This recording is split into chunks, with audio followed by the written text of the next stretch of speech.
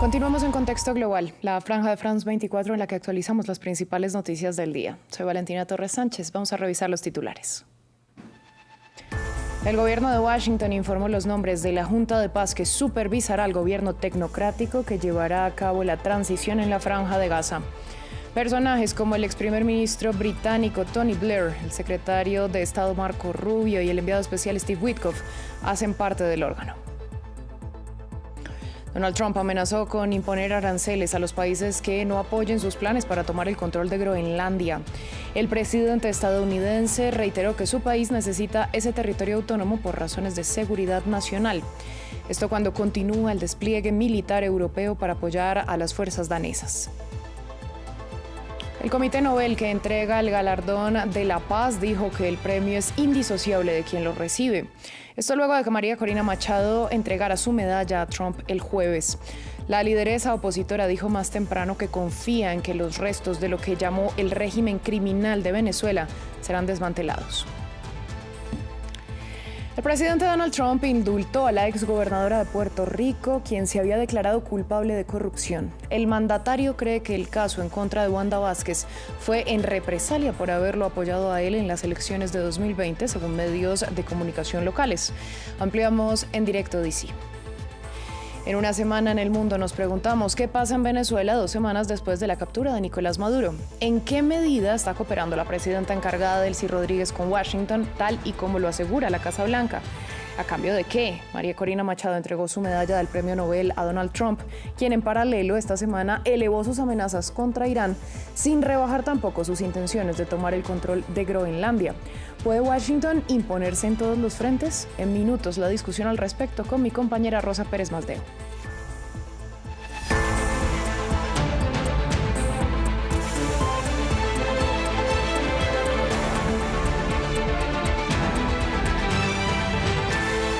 Comenzamos en Estados Unidos. El gobierno de Donald Trump informó que la Junta Ejecutiva que supervisará el nuevo gobierno tecnocrático en Gaza estará integrada por figuras como el ex primer ministro británico Tony Blair, el secretario de Estado Marco Rubio, el emisario de la Casa Blanca Steve Witkoff y el yerno del presidente Donald Trump, Jared Kushner.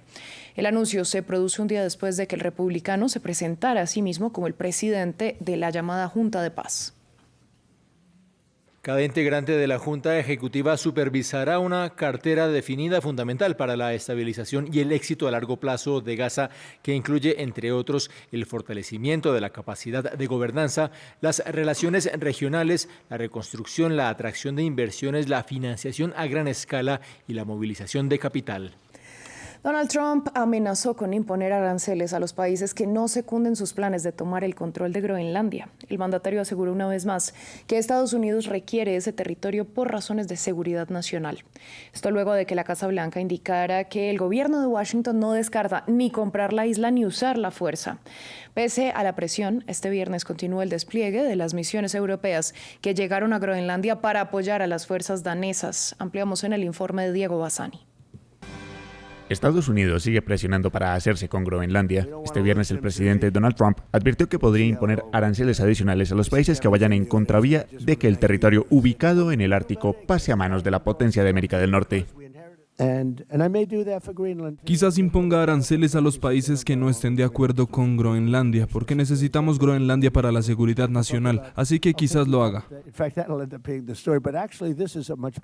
Una delegación bipartidista de congresistas estadounidenses viajó a Copenhague para expresar su apoyo al gobierno danés con respecto a la soberanía de Groenlandia.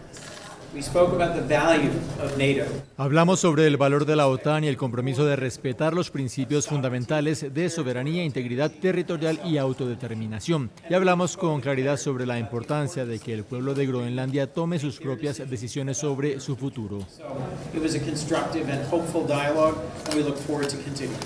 Desde la isla, el jefe de las Fuerzas Armadas danesas para el Ártico declaró que su principal foco de atención se encuentra en monitorear la presencia rusa en la región. No vemos una amenaza inmediata para el reino de Dinamarca y eso incluye Groenlandia. No vemos ningún barco ruso o chino alrededor de Groenlandia. Por supuesto que los hay, y eso es también lo que ha dicho Estados Unidos. Hay barcos chinos y rusos en el océano Ártico, pero no cerca de Groenlandia.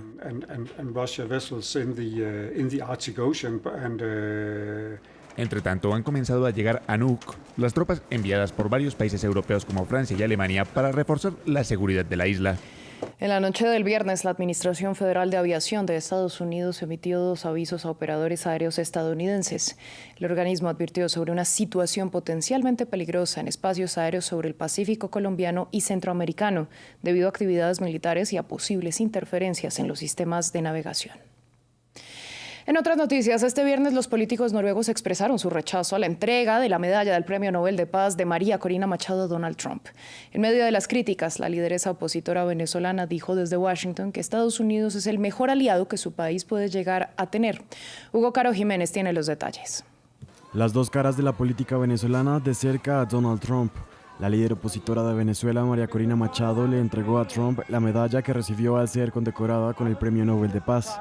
Este viernes, los políticos de Noruega, el país de donde viene el galardón, mostraron su indignación por el gesto de Machado.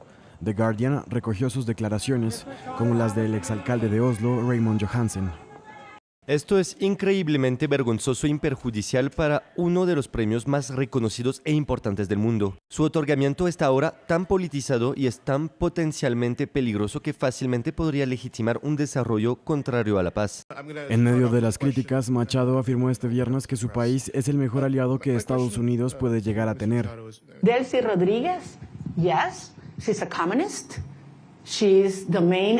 Delcy Rodríguez, sí, es una comunista, es la principal aliada y representante del régimen ruso, de los chinos y de los iraníes, pero ese no es el pueblo venezolano y tampoco lo son las Fuerzas Armadas. Entonces, tengo una profunda confianza de que tendremos una transición organizada.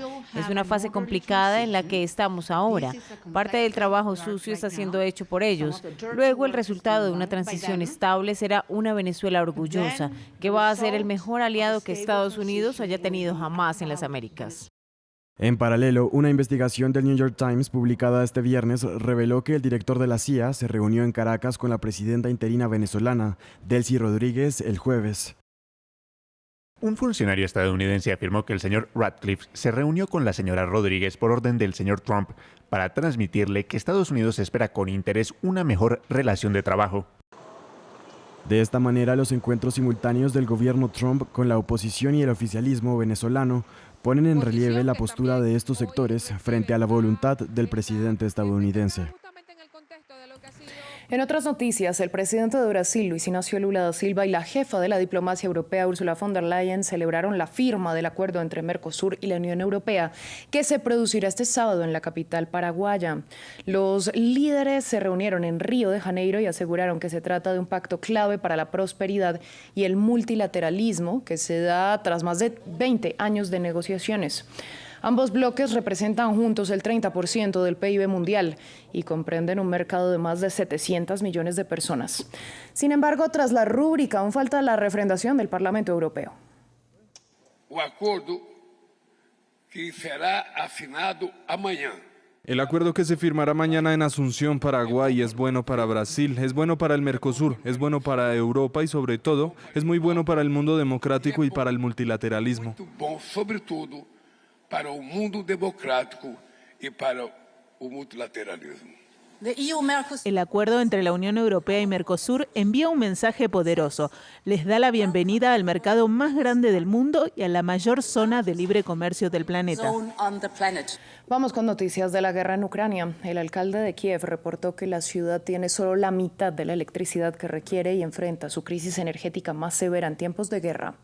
Recordemos que la capital europea es una de las ciudades más grandes de Europa del Este y necesita 1.700 megavatios de electricidad para abastecer los servicios de sus 3,6 millones de habitantes. Hoy mismo, el presidente Volodymyr Zelensky aseguró que los suministros de defensa aérea son insuficientes y advirtió de nuevos ataques masivos rusos.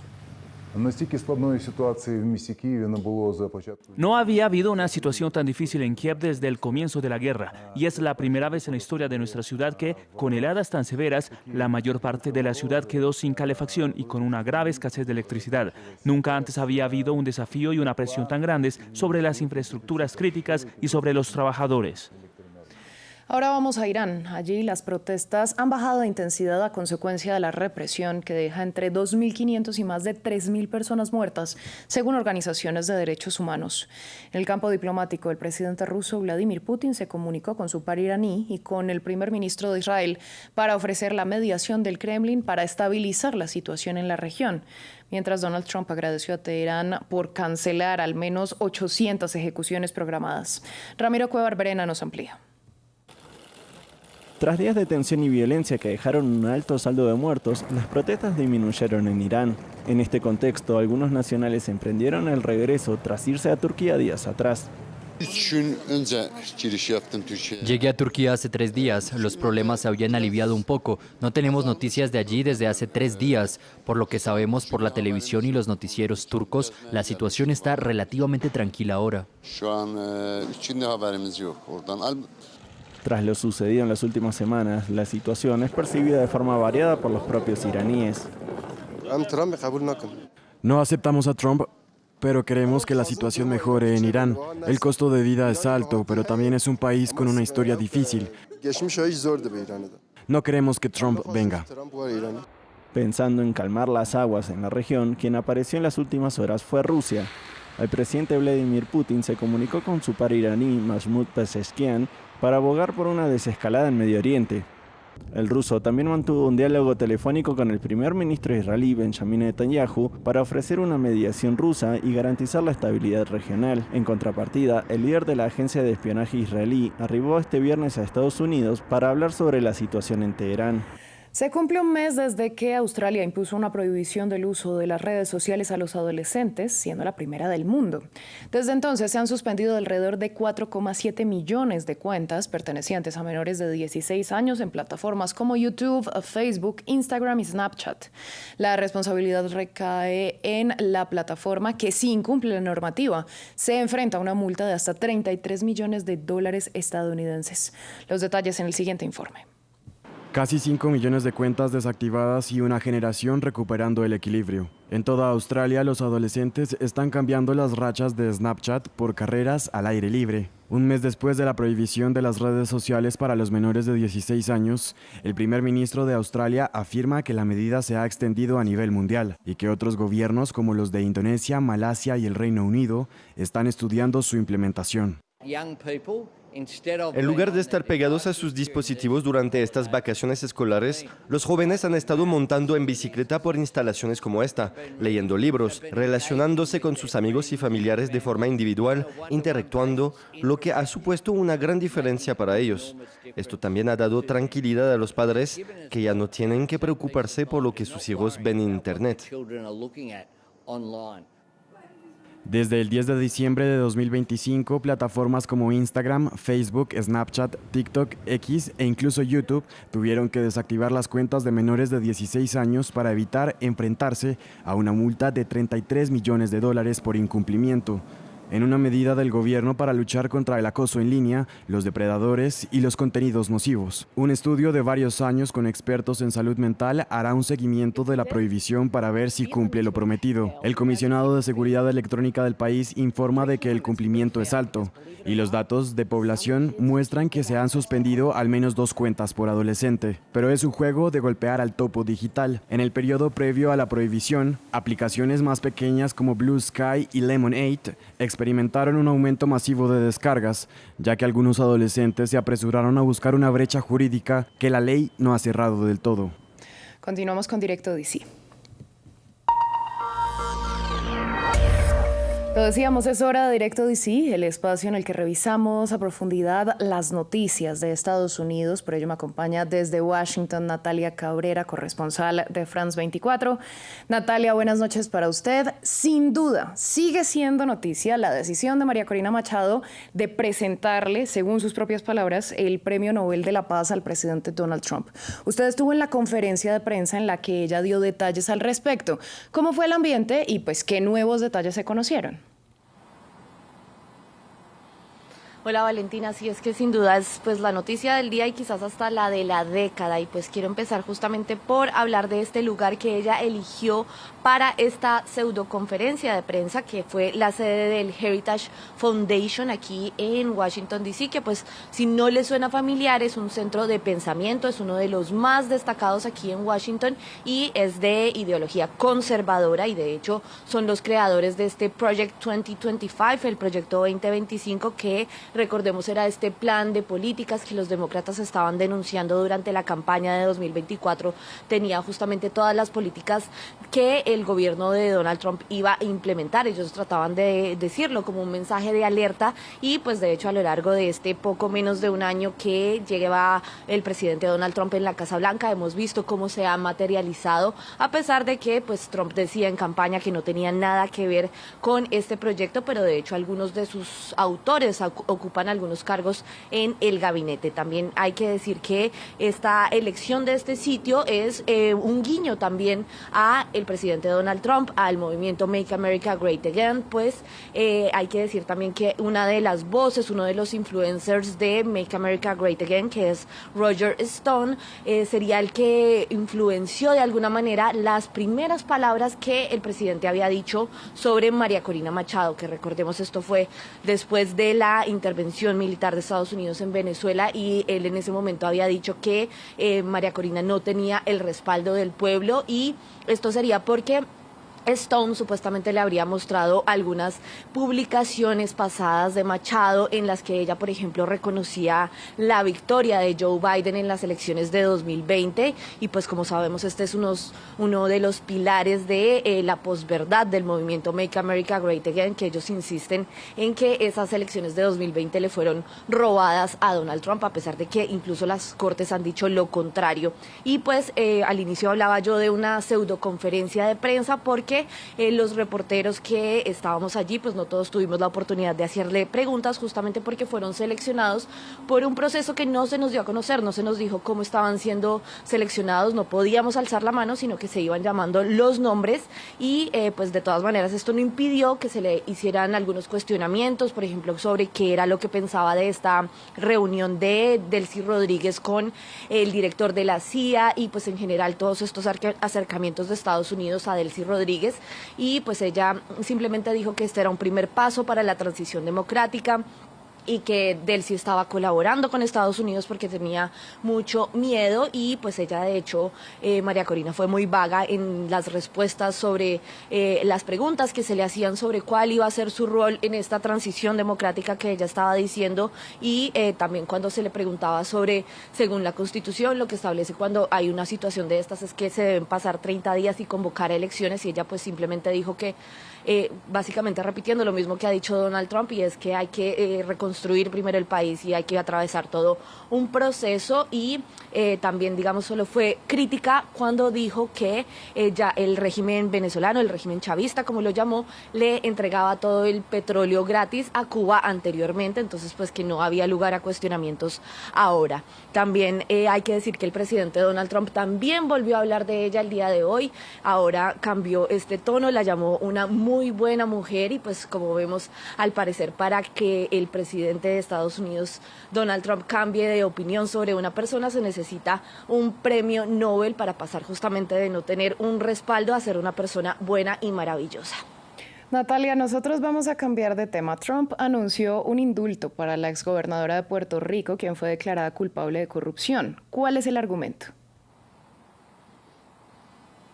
Pues sí, el presidente no dio una explicación como tal, pero pues Wanda Vázquez, quien fue justamente la gobernadora de Puerto Rico entre 2019 y 2021, lo había apoyado a él en estas elecciones de 2020 en las que, como lo mencionábamos, Trump perdió ante Joe Biden, y lo que dicen los medios de comunicación aquí en Estados Unidos, los medios locales, es que citan también fuentes de la Casa Blanca que supuestamente Trump lo que cree es que todo este caso en contra de ella era justamente una represalia de la administración Biden por haberlo apoyado a él, al presidente Donald Trump, en las elecciones de 2020.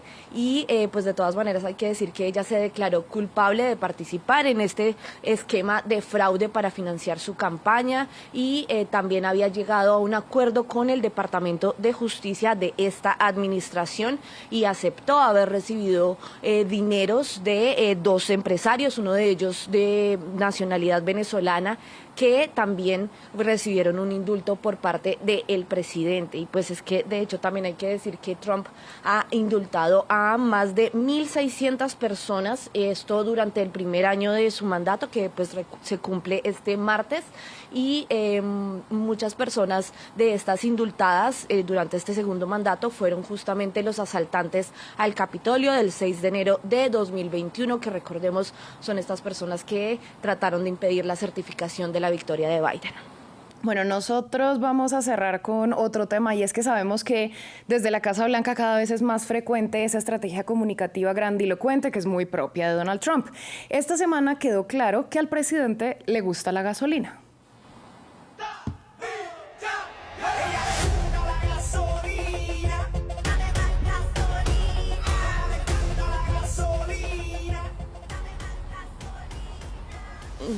Sí, Valentina, pues el equipo de comunicaciones de la Casa Blanca usó este clásico del reggaetonero Daddy Yankee para celebrar la caída de los precios del combustible a nivel nacional. Dicen que en 43 estados, al menos de los 50 que componen la Unión Americana, un galón de gasolina está por debajo de los $3 en la mayoría del país. Lo que dicen los expertos es que esto se debe, desde luego, a la situación geopolítica, por supuesto, la intervención militar en Venezuela y las tensiones por un posible ataque similar en Irán.